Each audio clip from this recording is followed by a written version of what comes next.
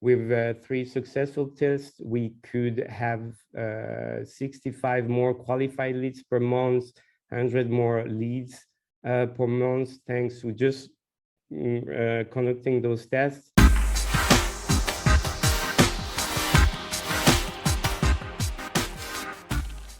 I hand it over to David for a quick reality check as we started working together at Wingtra last year. David, out of your perspective, what was the situation of Wingtra in regards to those 4 main challenges I just outlined? So basically, I would say, without knowing it, we had to improve in all of those areas at different levels. And those modules helped us to improve in really all those regards. I would say the most challenging one, and we knew it from the beginning, was the data foundation, because we basically have a huge network of resellers around the world that resell our product, which is great because we can leverage their audience and their customers to sell our product. But the problem was that we had no visibility and no end-to-end tracking and no visibility in our pilot funnel past the moment where we hand over leads to those resellers. So we had a big black box in our pilot funnel of data, and finding a solution to understand if pouring more resources or budget in a specific channel was useful or not until we get there. Yeah, that took us a lot of time to fix that problem. Out of the other challenges which I outlined before, have there been any that were surprising to you that you were like not aware of in the beginning, but it actually turned out that you also need to fix that? I would say, yeah, the measuring of the product market fit. This is something we knew our customers loved our product. We just didn't know if there was a specific segment that liked it more than others. And we were basically spending our resources and time targeting a lot of different industries and a lot of geographical regions instead of being very clear on who we're targeting. And yeah, the first point, the missing PMF and unclear USP was very surprising to me and a very good learning. Cool. Thank you, David. I'd say that actually brings us to the next point, right? And that is, if you want to scale as a company, you really need to go through these steps, right? If you're aware of it or not, you need to have product market fit and a clear USP. You need to somehow track what's going on. You need to somehow define a strategy, and then you need to start also experimenting and actually see if that works out, right? So if you're aware of it, if you plan it or not, these are the stages you will go through as a company. So now we hop into some implementations by Wingtra, how they did it and what they learned by doing this. Yes, so as you mentioned, for us, it was very, very important that we had in the same meeting top-level management, so people who have the strategic vision for the company, marketing, sales, and product, because each of those departments are responsible for different parts in the funnel. So marketing usually for acquisition and activation, sales comes in the middle of the funnel, and product for customer retention. So it was very important that we have all those people together that are also able to take decisions, and so that we are all on the same boat, understanding what growth hacking is and why is it important. And we had every 2 weeks bi-weekly meetings with Joel and his team. So basically, we had the right people who were able to decide and execute the coaches every 2 weeks. So that really helped us to progress very fast on this topic.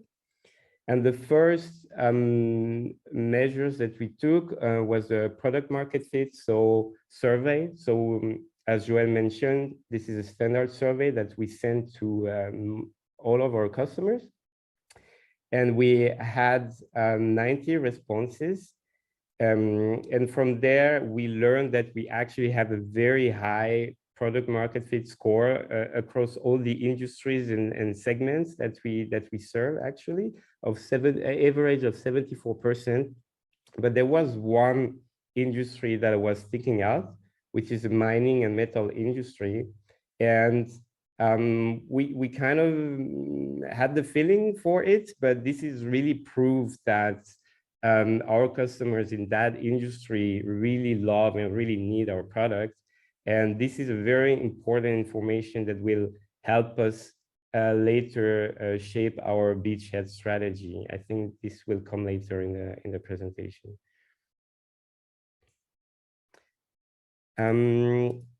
The second thing that we did was working on our USPs. So this is something we've been working a lot in the past few years, but we did it for the first time in this way, that we listed all the different benefits that we and our competitors advertise, and we had a column for us and for each of our competitors, and we here rated each benefits for us, but for our competitors too. And then we realized that there were some USPs that we were advertising that were overlapping with our competitors, that were in that sense not really unique. And we also realized that in the past few years, the industry that we're in matured, and that some competitors catched up on some USPs that we had in the beginning. So it was really good to do that exercise to see what is standard across the industry, and that we should actually not actively communicate about because it's expected by customers, and what is actually make us stand out. So in this case, we found out that we are the only drone that is really easy to use. And this is something that we kind of knew of, but we were not actively promoting. And then what the PMF survey here was very useful, because in the survey, we asked our customers, what did they like the most about our product? And we could cross-check, are those benefits, like ease of use, really a USP? Is it something that customer value or not? And we found out that the USPs that we could identify in this grid were the exact same that our customer valued. And that helped us then craft really 3 main USPs for product and the messaging that goes with it. Cool. Thank you, David. Very, very interesting. So I would say after we took a look at the PMF and the USP, it was very clear for Wingtra, they're ready to scale, right? From the PMF survey and the retention analysis, we knew, hey, their score is super high, right? They're ready for scaling. If a company would have a very low score, then we would need to reconsider, do we actually really want to start scaling, or should we rather invest more time into building a better product, right? In their case, it was very, very clear. And also with the USP, then it was not just an information for marketing, you know, how should we adapt our messaging? Because realizing the USPs then also tells the company long term, where do I actually go with your product, right? Because you also, from the product side, you start investing more into those USPs, so you can actually also hold those positions and defend them long term. So Wingtra was absolutely ready to then enter stage 2, which is creating the pirate funnel. So this is what we also started building up at Wingtra. And now, David, I hand it over to you to share your learnings. Yeah, so as I said before, this was our biggest challenge, the full tracking of our activities. We were basically only tracking a part of our channels, only inbound, which what most CRM do automatically, right? But we were not tracking outbound and other kind of channels. So we had to implement custom lead source tracking. We also identified that we were not using the standard lifecycle stages, so we had to clean our database and implement new lifecycle stages. And also our biggest problem was that as soon as we hand over leads to our resellers, then basically we had this black box of data where we don't know what happened to the leads. and we don't know if that leads turn to be a customer or produce revenue. The only thing we knew is that 2 months later, our reseller comes to us and says, hey, I sold 3 or 4 units, I need to reorder. So basically, yeah, we worked a lot on closing this data loop. Yeah, here's the results in HubSpot. So here we have for each stage of the funnel, we have a different graph where we can follow over time the number of leads, the number of MQLs, the number of SQLs that we have, and there are other graphs, of course, below for opportunities and customers. And each of these graphs is broke down into the different channels that we have so that we can really follow each stage of the funnel and each channel over time. And this is the end result, or half of the end results. This is our pilot funnel where we have each channels here, the different conversion rates for each channel and each step. The lower part is missing. It's because of confidentiality reasons, but basically now we're able to know for each of those channels how many leads turn out to be customers. And then we're able also to calculate if, for example, we need to pour more budget in advertising, if that actually turns out to produce customers or not. And from this data, okay, I want to be too fast. We were basically able to look, okay, which channels have the highest volume, which channel and should be where we should maybe improve the conversion rate along the funnel to have a big impact at the bottom. Which channel converts the best, but maybe doesn't have a big volume so that we can pour more traffic into it, which channel have the lowest cost of acquisition, and all along this funnel, which of those steps, where do we have conversion leaks, where do we have to take measures or do experiments to improve conversion rate. And this is basically then the results of this. So we put all of our findings on a matrix where we try to find out which measure would have the lowest, the highest impact, sorry, with the lowest effort.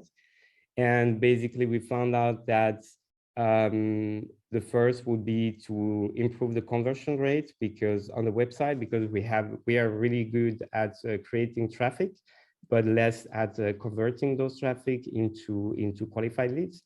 The second is that we found out that we were leaking in the stages from the moment where marketing hands on the sales to the leads to sales, and there was no follow-up until the customer stage, or no proper follow-up.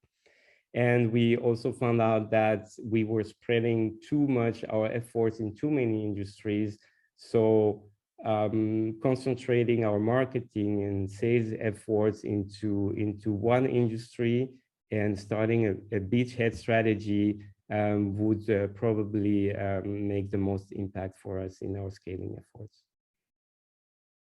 Cool, thank you, David. And with that, Wingtra really like concluded this module 2. They had like for the first time this entire data set in front of us. It was quite hard to build. Also to me, I would say one of the most challenging situations that we ever had to build a pirate funnel, because it was such a complex setup. But after all, nevertheless, we had this data set and we were really clear to define, okay, where should energy go, right? Because Wingtra by now, David, you were what, 180 people or something already?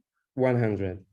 100. Okay, so 100 people, and like you can do so many things, right? But there we really understood, okay, for the company to grow, the biggest priority at the moment is increasing website conversion. This will just create the biggest amount of traction. While actually in the beginning, I remember our talks, we started our talks about how to create more traction, right? And we realized we don't even need more traction. We have tons of traction. We just need to make more out of it, right? Cool. Yeah. And with that, then basically we had a data understanding needed to make the next decisions. And with that, we entered module 3, which was about growth strategy. So a few things we also added here on the Wingtra side. We cannot cover everything, but David, a few things you'd like to highlight here. Yeah, that's another very, very interesting tool that we got from this program is the growth input model. So basically know that we have all of this data where we know how many customers are produced by how many leads for each channel. We're able to reverse engineer this to create our goals for the future. So basically at the top, we put our revenue goal, and here also hidden because of confidentiality reasons. But basically, we put our revenue goal there. We know how many customers we need, or the average amount for a drone.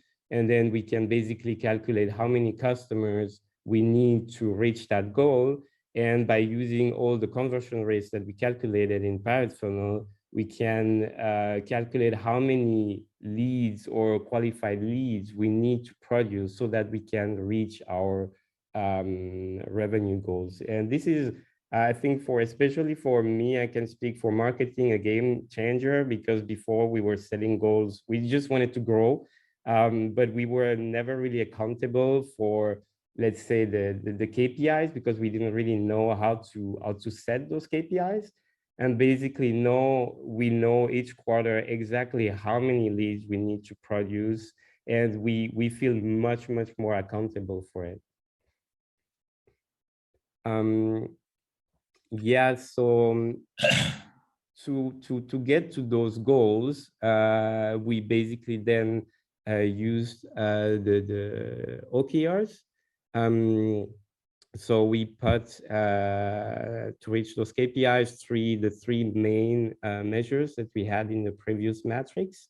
And yeah, as I said before, the team really feels the ownership of those KPIs now. And we are also better able to, like, since we have this tracking, we know during the quarter how we are doing, and we are also better able to influence those numbers during the quarter, and not only to react after the end of a quarter, why didn't we reach the goals? So that's the beachhead strategy tool that I was talking about before. So thanks to the PMF survey, we could identify which industry was particularly in need of our product, which is mining and metal industry in the US. And now we've been conducting a lot of interviews in that market, creating personas, and understanding the pain points of that specific industry and how they use our product. And from there, we're able to create or to shift all our marketing and sales efforts towards this market segment. We have better understanding of that segment. We have better marketing materials, etc. And we already feel now the effect of this focus on that industry by having better and more targeted digital advertising for that industry. We improve the performance of our digital advertising campaigns. Cool, thank you, David. And I would say with that part, having that part concluded, then we really knew, okay, these are the biggest growth levers, right? We aligned the strategy with those growth levers. We set the OKRs. We defined a clear beachhead strategy to really like set focus on one industry and creating traction there way faster. And once really those three foundations are in place in a company, so the PMF, the USPs, the entire data part, the strategy, then you're really ready as a company to scale. Then you basically enter the experimentation phase. Yeah, so we've been running, I think, around 10 experiments on the website. For the moment, we focus only on the activation part of the funnel on the website, as we have enough input in terms of traffic. So we've done some A/B testing, and with 3 successful tests, we could have 65 more qualified leads per month, 100 more leads per month, thanks to just conducting those tests. So in that example on the left side, you see that we reduced the number of conversion options that the user has on our website, and that proved to have a 57% increase in conversion rate. Yeah, some more learnings we had from testing. You don't know what's gonna work or not. You don't know what your user are gonna like or not. You're gonna be always surprised. There's also gonna be a lot of experiments that will fail or be inconclusive. So we have to be patient and keep trying, but it's worth it. And we also conducted a few qualitative interviews, and they were a really, really great way to find out some insights to create really successful experiments. Cool. And with that, we really had the base to start experimenting, right? As you saw, first OKR was set around the website experimentation. This is basically where we started, but the goal is then to not leave it with this, but really enable an entire company, like all the teams within a company to conduct experiments for their own OKRs. And I say from there, Wingtra went on to experiment more and more still to this day and learning from that. And with that, maybe David, back to you, going through this entire process, building those needed foundations, what were the main learnings you had on that journey? So I think for us, I mean, most of those topics that we've been talking about were kind of lingering around in the company in different teams. I mean, we've been working on USPs, we've been working on tracking, and we've been doing A/B testing, etc. But what changed, I think, for us is to have this very structured and data-driven methodology to measure all of those areas and to be able to improve them. So for us, the brand audit and the new USPs, we already tested them, by the way, on the website, and we also here saw a conversion increase. The beachhead strategy that we're implementing now was a big thing. Having this end-to-end tracking is also very important, and also the experimentation framework and the way we have now to brainstorm about ideas and to put them in that matrix, or to classify which ones are going to be most likely the most successful, that made a huge difference from how we were working before.